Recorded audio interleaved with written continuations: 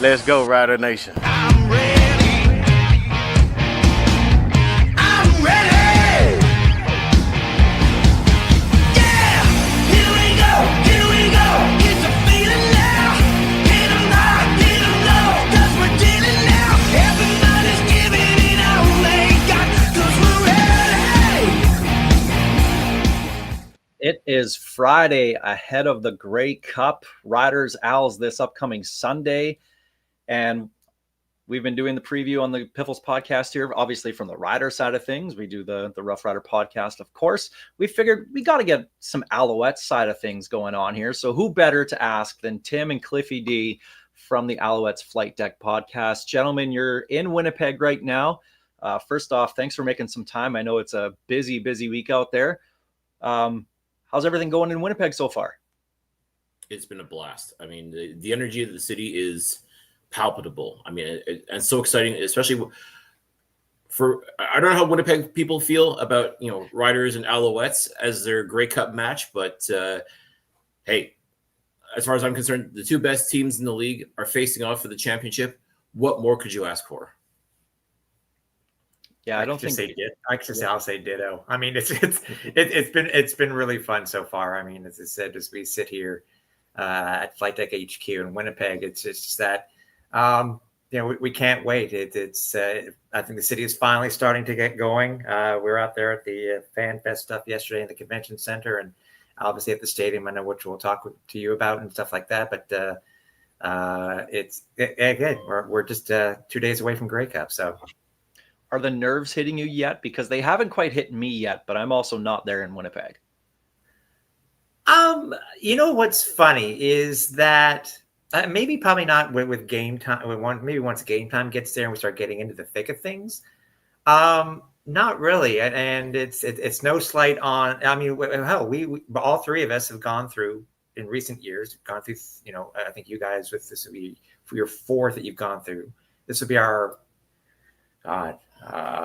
fourth. I'm trying to remember since '96, whatever it is. But in recent memory, it's just really I think it's different. I think as we get older, things get different, and I think it'll be game day by the time that we actually show a little bit of nervousness. But so far, it's just getting through the experience here and just loving every bit of it.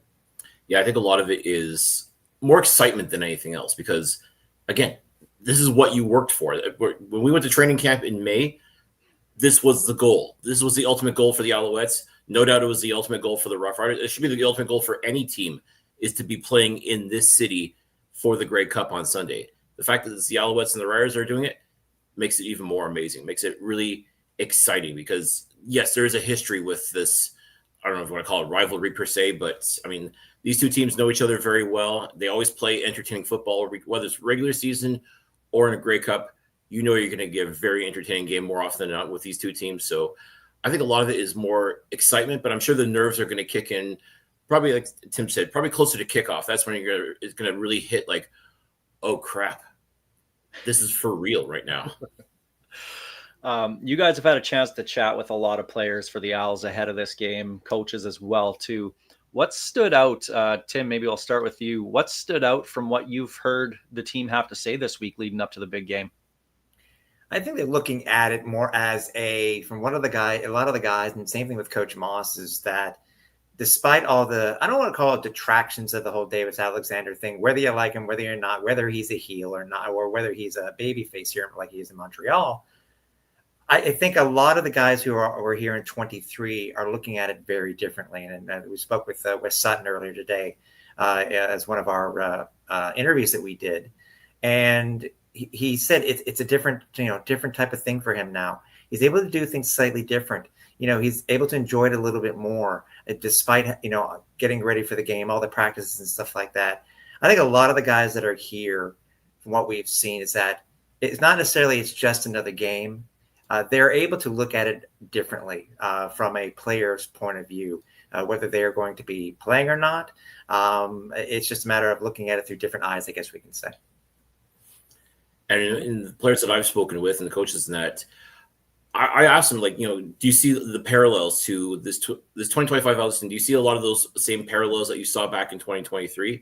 And some have said, yes, I do see some, but this team really is special in and of itself. This team has its own identity. It's not 100% the same team that won the Grey Cup in 2023, but that's fine. There's enough elements that are a part of this year's team from that team that is going to be no doubt highlighted and showcased on Sunday. And I think their mindset is, you know what, the past is the past. We're focusing on today. We're focused on what we can do this coming Sunday. And that's their ultimate goal right now. Win or lose, I think this team has its own distinct identity. And I think that's going to work in their favor because this is their chance to forge history, a history of their own. Regardless of what happened in 2023, even though a lot of these guys were a part of that team, this is a chance to make new memories, the chance to do something completely different from that one or any of the other Grey Cups that this Alouettes team has won. Now that game, of course, was Davis Alexander was on that team, albeit as a backup, right? So now he's thrust into the starting role, hasn't lost a game, which is absolutely incredible. Is there just that little bit of worry that you're like, oh no, his first loss might come in the Grey Cup? If it does, it does. But he'll still technically be undefeated well in the regular season because remember, you know this, Alex. Grey Cup games are separate, right? Yeah, playoffs, and Grey Cups. Yeah, exactly. Yeah. So I don't think he's clearly not thinking that he's going to lose. I don't think that thought's even crept into his mind just a little bit, regardless of the hamstring issues or anything like that. He's fully focused. Like he's locked in. He's laser focused as far as what to do on Sunday, and he's going to do everything he can. He's basically saying he's going to let it all out. He's going to do everything he can, leave it all out on the field. He's going into this game on Sunday with the idea of winning a Grey Cup. If his streak continues, great, and we'll let chips fall where they may. But there's no question in my mind that Davis is going to do every single thing he can to get the win on Sunday. And of course, with that, the latest is his treatments. He's getting 4 or 5 treatments a day on that hamstring. They're going better than expected. He's more than ready to go. Is that all? I mean, hamstrings are pretty tricky. Is that true, or is that a little bit of smoke and mirrors in there? I was going to ask you, Alex, what do you think? Do you think that's a bunch of blather? I honestly, I think it's a bit of both. I mean, he's got 6 months after this game to get ready for the next game he'll play. So, I mean, you can. I don't want to say you can afford to re-aggravate the injury. Obviously, that's not what anybody wants. Right. But at the same time, there should be no holding back, right? A lot of guys coming back from a hamstring injury can be a little bit timid, can be afraid to make cuts or run around a little bit. I don't think he can approach it that way, and I don't think he will. I don't think he's the type of guy. I mean, you guys obviously know him better than I do, but I don't think he's the kind of guy to do that. So I think he's probably in that, maybe we'll say, and this is a guess, 80 to 85% range, which is not a bad thing by any means. Right. But one thing we did find out, and I think it's funny throughout the year, that, if you're following your team long enough, you find out these little tidbits that you didn't know about. We found out yesterday that he had actually come into camp this year with a hamstring issue. He did it in April while running circle routes, if I remember correctly. I will say this, despite yes, to me, is it a concern? Oh yeah, I think it is a concern, but I don't think it's as much of a concern, I think, as some people are making it out to be. And as much as I think that his detractors, his haters, and maybe some Rider fans think that it's going to, they're going to go all out and he's not going to be able to do anything. I mean, could it happen? Yeah, of course. But I will say this one thing to you, Alex. Today at practice, Davis did something that we did not expect him to do. The route he ran and how he ended this route, I think, I don't want to say necessarily surprised his teammates and his coaching staff, considering what he's going through, but I think it actually opened our eyes a little bit, Cliff, on what type of Ed Davis Alexander there may be under center come Sunday. And I think a lot of it too, for him to be able to do that, is a way of convincing himself, I've got this. I'm good. No matter what happens, I'm good. And yes, it's going to be a concern. And again, he's gone through it all this year when it comes to that hamstring industry. As Tim mentioned, he got hurt working out in April, had a little bit of an issue in camp itself. Which we noticed from day one, actually. It is very true. And every time you ask him about it, I'm fine. It's fine. Don't worry about it. It's fine. Like, again, that's what we expect out of an athlete. They're always fine. Nobody's ever really hurt until after the game's over. But for what he went through this year, tweaking it in Edmonton, then re-aggravating it against that win in Toronto, he's gone through it all this year when it comes to that injury. But I think now he's in that he's learned how to deal with it, how to, I guess, embrace it a little bit too, in the sense that I know what my limitations are, and if I can go, I'm going to go. And I think today was just another test. I think a lot of the other players were saying too, like, this is the best we've seen. This is the best we've seen out of Davis this week. So, I mean, that is extremely encouraging for Alouettes fans that are banking on number 10 to bring home the big one. Tyson Philpott said this week he had his best practice yesterday, which was the closed practice for the Alouettes. It's, as I said, seeing what he did today, I was fairly surprised.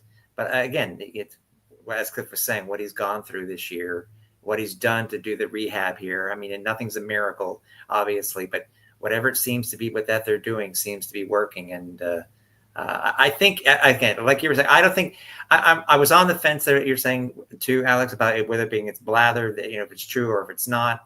I think as the week has gone and the week has progressed, I think it's a little bit less blather and more truth that he is actually a little bit better than people think he is when it comes to his hamstring. And again, I think, as I said, what we saw today, I think just shows that I think we're going to get a Davis that will be a little bit. I think it'll be a Davis that's more than 80 to 85% healthy. Now, these two games that they've played this year against each other, both times the road team went in and pretty much dominated the entire games. Riders winning 34-6 in Montreal. Of course, that was with McLeod Bethel Thompson at quarterback. Again, MBT at the helm when the Owls won, was it 48-31 in Regina? That was Kerfala Exume getting absolutely dusted at corner by Tyson Philpott all game long to the tune of 238 yards or whatever it was. Do those games mean anything going into this one? Because I don't think they do. I don't think so either, simply because, the quarterback that played in those games will not be playing this game on Sunday. Although, wouldn't it be a kind of a ironic sort of twist of fate if, God forbid, Davis gets hurt and McLeod Bethel Thompson has to come in and complete a game-winning drive, just like what kind of happened to him in 2022 when he was with the Argonauts? That would be a good story. Not a great one. Not a great one on my end, but that would be a story.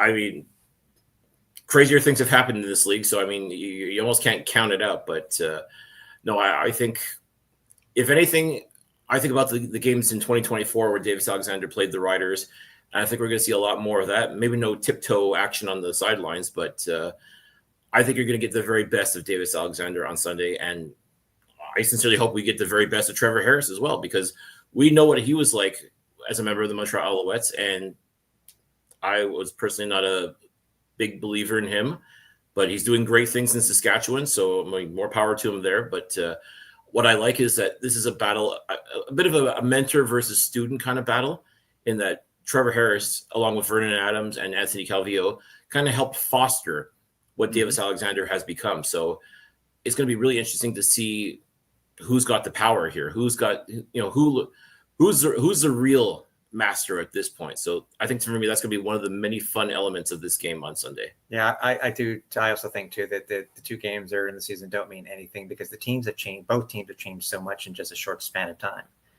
I mean, we've gone through whoever our running back's going to be starting. We know it's going to be Stevie Scott, and maybe backed up by Travis Tice baby. Everything has changed. So many things have changed, and it's that those two games really don't mean anything. You can use it for film, sure, but I don't know what you can really how much more you can get out of it. I'm glad you guys brought up Trevor Harris, because obviously you guys covered him when he was in Montreal there. Something we haven't seen, at least in Saskatchewan, from Trevor Harris over the last couple of weeks is this new persona, new attitude. When asked about Nathan Rourke before the West Finals, says, "I'm not here to talk about him. This is our time." Usually he's pretty complimentary and he's okay to give you, your soundbite and that's it. But this one almost these last couple games anyway seem a bit more personal, at least from me looking at it, for Trevor Harris, with that going up against Montreal, who cast him aside a couple years ago and went with Cody Fajardo instead. Do you guys think that this is a personal, like almost like a revenge game for Trevor Harris? I'm going to correct you in just a second. Trevor was the one that actually pieced out of Montreal because of the ownership situation, and just so happened that Cody Fajardo happened to be available because the Riders basically ran him out of town on a rail. They cast him aside, yeah. But I mean, I can definitely see Trevor kind of looking at, maybe he looked back at his time as Montreal. Maybe he thought he did great overall. Maybe he wasn't happy with how things turned out. But I mean, I don't know if I call it necessarily a revenge game, but I'm pretty sure there's a very big part of him that kind of wants to maybe remind the Montreal Alouettes, like, hey, had you made a bit of a push, maybe if you were a little bit better organized with your ownership situation or your coaching situation, maybe I could be doing these things for you. So Didn't he already do it against us? I mean, if you think about it, not as an Alouette, but he's already done it more than multiple times against the Owls as a quarterback. I don't really understand what type of revenge he would want. I'm guessing what might be, Alex, is that it could be the type of question, because as you know, you get every single type of question from the media these days. Even if you watch the Davis Alexander presser from today, which we were at, obviously the question about the hamstrings coming up. Are you okay? You're going to get the curt answers, and you're going to want guys who are centering and trying to get the mindset for the game itself. I don't know what it was done for post game press for the closed practice today for the Riders. I don't know what type of answers that came out of them today, but I don't know. Again, I'm going to go with Cliff. I don't think it's much of a revenge game. I really don't. I mean, I think it's just giving an answer to a question that maybe he felt that there was no reason for that question to be being asked at this time of the year. Fair enough. Montreal's defensive coordinator, Noel Thorpe, known for his blitzes and disguising them and not knowing who's coming, who's going, who's dropping back, all that kind of stuff. Looking at the Montreal defense, what's the key for this defense against a Saskatchewan offense that is a quick hitter, throwing the ball with Trevor Harris, and an offensive line that has graded out as a very, very good offensive line in this entire year? I think this front seven for Montreal is going to have to literally throw the kitchen sink at Trevor Harris and the offensive line. They really got to get in his kitchen and make his life miserable. If they can do that, it was like Armando Sewell said back in the day, you hit Trevor and he folds immediately. Although I will say, when he's motivated, Trevor Harris can definitely stretch the field. So I'm hoping and praying that this secondary realizes that as well and doesn't take him lightly, because he's an older quarterback, and I find he's more of a dink and dunk kind of quarterback, which again, he's made work to his advantage. So every once in a while, though, I've seen him stretch that field, and if this Alouette secondary is not ready for it, you could be looking at an air show here on Grey Cup Sunday. So I think what Noel Thorpe's done defensively for this team has been nothing short of outstanding. There's no question in my mind, like he did against the Winnipeg Blue Bombers in 2023, you're going to get the very best out of this defense, and they're going to do everything they can to, take away the offensive prowess of Trevor Harris, to keep AJ Ouellette humble, keep him honest with his rushing. And if you can shut down these receivers as well, and again, the Saskatchewan Roughriders do have some tremendous receivers. If this secondary can basically be ball hawks and take away every single opportunity, this is going to be if they can do all that, that's going to be a hell of a win for the Montreal Alouettes right there and then. You mentioned AJ Ouellette, and this leads me to my last question here for you guys before I let you guys go out for supper and enjoy the rest of the parties on a Friday night in Winnipeg. AJ Ouellette running the ball really well for the Riders. Stevie Scott running the ball very well for Montreal, had a 100-plus yard game against these Riders earlier in the season. Will the team that runs the ball the best be the one that's hosting the trophy at the end? I think for Montreal, I think it's more than Stevie Scott too. I think it's also going to be Travis Tice with him back after being on the 6th game for a while with a bum ankle. I think that the team that's able to run the ball the best in the fourth quarter will come away with this win. As both these teams, I think in the two games earlier this year, I know we just said they don't mean anything now, but to use them as a reference, I think the Alouettes held Alouette in check for one of them and not in the other. It's like what the Alouettes did last week to Brady Oliveira. I mean, they kept him in check. 2 weeks ago. Sorry, 2 weeks ago. Thank you. They kept him in check. Even last week, it wasn't as much as it should have been, but as long, I think the bend don't break type of mentality for the defense. But I think it's the fourth quarter. It's very, very possible. If you look what happened last week for the Alouettes, they were able to get Davis was able to get the Alouettes into that position to win the game. But before, it was Stevie Scott being able to run the ball and get them in a position to be able to get them to that point. Yeah, at one point they had Davis Alexander, Stevie Scott, and Travis Tice just ground and pound. That one series where they just moved the ball. I think they started at the 20-yard line, and it was just run. I think maybe one pass in that series. Got all the way to first and goal, and unfortunately Davis Alexander got sacked, and the Alouettes had to settle for a Jose Matos Diaz field goal.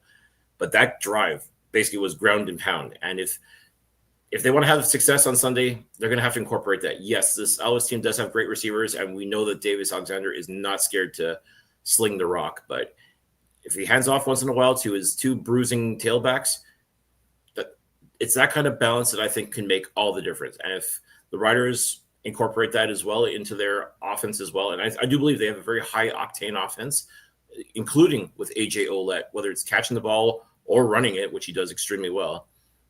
I think Tim's right. However this team runs in the fourth quarter, the team that runs the best in the fourth quarter just may very well walk away with the trophy. Well, guys, normally we ask for predictions. I think I know where everything's going to fall on predictions side of this, so maybe we'll just leave it at that. But I think we can agree, though, that these are the two best teams in the CFL right now, and it's a treat that we're going to get to see them play in the big game on Sundays. So thanks, guys, for taking time from Grey Cup week in Winnipeg. I appreciate it. And Alouettes Rough Riders. I want to give a quick shout out to Steve with was it you, Alexandre Gisus-Legren? Gisus-Legren, yeah, that was me. Yeah, that was cute. I like that. But that was you, my friend, can mange la merde. How's that? I'm gonna have to Google that. I will say that's one thing I did learn about in Montreal at Grey Cup 2008 was Burris Gisus-Legren. I learned that, and we were busy yelling that out at the Big O. got a few laughs that day. But see how great this league is, that you can trash talk in both official languages. Yeah, how wonderful is that? Well, guys, enjoy the rest of the weekend. Enjoy the game, but not too much. You guys had your fun in 09 and 10. It's our turn, okay? Well, listen, this entire playoffs has produced absolutely phenomenal football games. Wouldn't you agree? Like the Eastern and Western semifinals, just about every Eastern game and Western finals have been barn burners, absolute barn burners. So I expect nothing less than a barn burner this coming Sunday. And again, the best team's going to win. There's no question about that. But I'm looking forward to finishing this season, which has been a hell of a season when you think about it. I'm looking forward to this Sunday's game being an absolute instant classic. Thanks so much, guys. Appreciate it. Take care. Thanks.